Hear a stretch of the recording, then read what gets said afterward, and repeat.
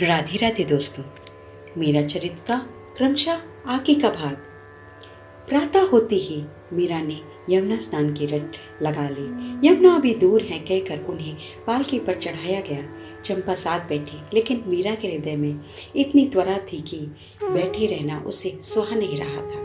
वह जिद कर फिर उतर पड़ी कि निज घर में भी कोई पालकी में सवार होता है भला।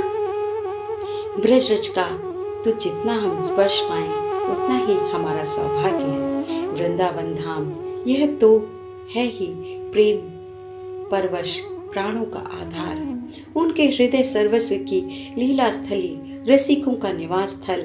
दूर दूर से प्यासे प्राण इस लीला धाम को ताकते हुए चले आते हैं। बड़े बड़े राजाओं के मुकुट यहाँ धूल में लौटते नजर आते हैं। महान दिग्विजय विद्वान रज स्नान करके वृक्षों से लिपटकर आंसू बहाते हुए दिखते हैं। कहीं नेत्र मुंदे हुए आंसू बहाते प्रकंपित पुलकितते किसी घाट पर या किसी वृक्ष की छाया में या किसी एकांत कुटिया में प्रेमी जन लीला दर्शन सुख में निमग्न है। जिस वृंदावन की महिमा महात्म्य के वर्णन में स्वयं ब्रजराज किशोर अपने को असमर्थ पाते हैं, उसे मैं मूढ़ शुष्क हृदय कैसे कहूँ। सेवा कुंज के पीछे की गली में एक घर लेकर 2 सेवकों और 3 दासियों के साथ मीरा रहने लगी। यद्यपि वह प्रारंभ से ही नहीं चाहती थी कि वृंदावन यात्रा में कोई भी उसके साथ आए, पर जिन्होंने अपनी जिंदगी की डोर उसके चरणों में उलझा दी थी, उन्हें वह कैसे पीछे छोड़ आती। वृंदावन में मीरा का मन पहले से ही रमा हुआ था। फिर भक्ति में स्वच्छंदता, किसी भी तरह की व्यवहारिकता से परे का वातावरण, कोई बंदिश नहीं। मानो मीरा की प्रेम भक्ति को ओढ़ने के लिए विस्तृत आकाश मिल गया हो। उसे वृंदावन में हुई ठाकुर जी की लीलाओं की स्मृति अनायास ही हो जाती। कभी ठाकुर की गोपियों से छेड़छाड़ की लीला, तो कभी माधुर्य भाव की लीला। वह उन भावों को संगीत में स्वाभाविक ही बांध देती।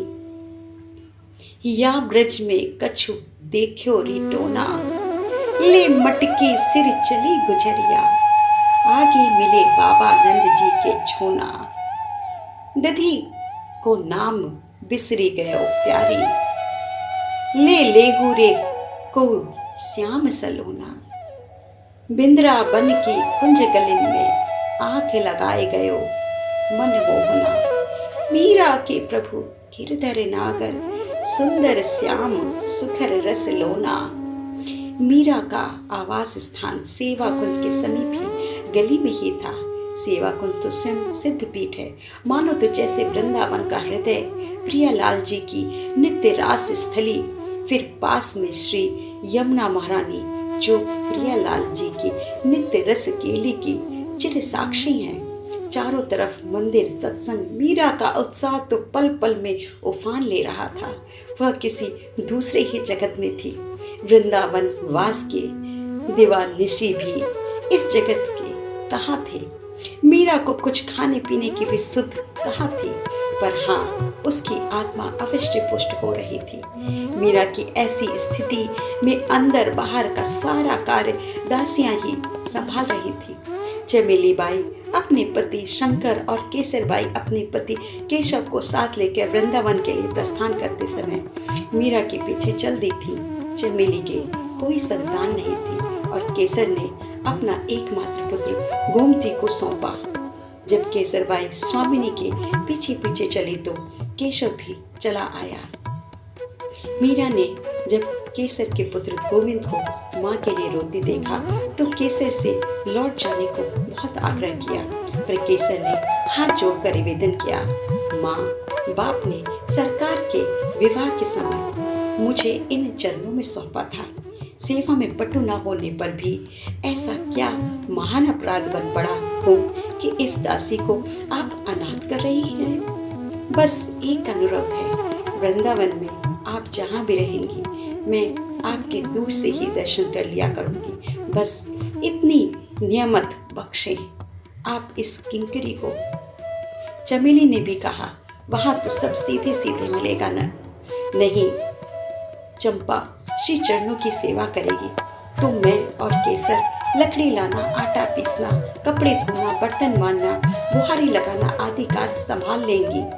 इतना जीवन आपकी सेवा में बीता है तो बाकी का क्यों अभिशाप बने। मीरा दोनों की सेवा भावना से निरुत्तर हो गई। चंपा ने विवाह किया ही नहीं था, वह मीरा की दासी ही नहीं अंतरंग सखी भी थी। उसके भावों की वाहिका, अनुगामिनी, अनुचरी। कभी कभी जब अंतरंग भावों की चर्चा होती तो उसके भावों की उत्कृष्टता देखकर मीरा चकित हो उठती। चंपा से मीरा को स्वयं चिंतन में सहायता मिलती। वे पूछती, चंपा कहाँ से पा गई तू यह रत्नकोश? वह हंसती, सब कुछ इन्हीं चरणों से पाया है सरकार, और किसी को तो जानती नहीं। कथा, सत्संग, मंदिरों के दर्शन, भजन कीर्तन,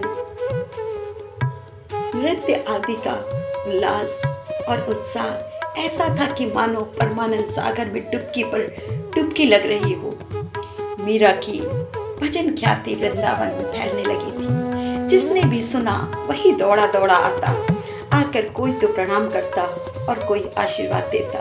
ब्रज के संतों से विचार विनिमय और भाव चर्चा करके मीरा तीव्रता पूर्वक साधन सोपानों पर चढ़ने लगी। यद्यपि मीरा स्वयं सिद्धा संत थी, पर यहाँ इस पथ में भला इति कहाँ है। मीरा का मन पूर्णतः वृंदावन में रच बस गया।